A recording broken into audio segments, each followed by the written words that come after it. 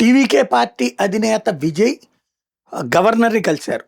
ప్రభుత్వ ఏర్పాటుకి నాకు ఆమోదించండి, నన్ను పిలవండి అని అడిగారు.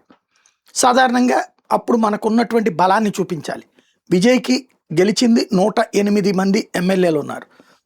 అదే సందర్భంలో అక్కడ కావాల్సింది 118 ఓవరాల్గా. ఎందుకంటే 234 సీట్లు ఉన్నాయి కాబట్టి 117 సగమైతే ఆ పైన ఒకటి ఎక్స్ట్రా కావాలి కాబట్టి 118 కావాలి.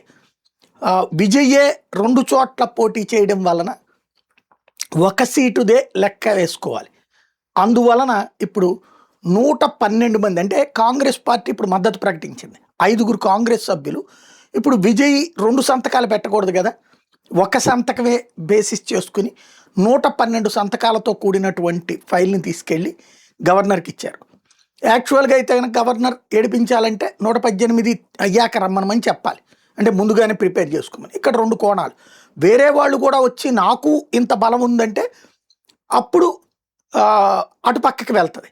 అలా కాకుండా ఉందంటే కనుక ఇప్పుడు అడిగింది ఈయనే కాబట్టి ఈయనకే పిలవడం సహజంగా జరుగుతుంది. అసెంబ్లీలో నిరూపించుకోమంటారు. ఆ రోజున ఈలోపే ఏఐఏడిఎంకే మద్దతు, లేదంటే ఏఐఏడిఎంకేనో డిఎంకేనో ఎవరో ఒకరు కొంతమంది అక్కడ ఆబ్సెంట్ అయితే ఉన్న వాళ్ళలో మెజారిటీ ఉంటే సరిపోతుంది. ఇది మాత్రం ఇప్పుడు వరకు బాగానే ఉంటుంది. భవిష్యత్తులో ఇబ్బంది ఫేస్ చేయాల్సి ఉంటుంది. ఏం చేస్తారన్నది చూడాల్సి ఉంది.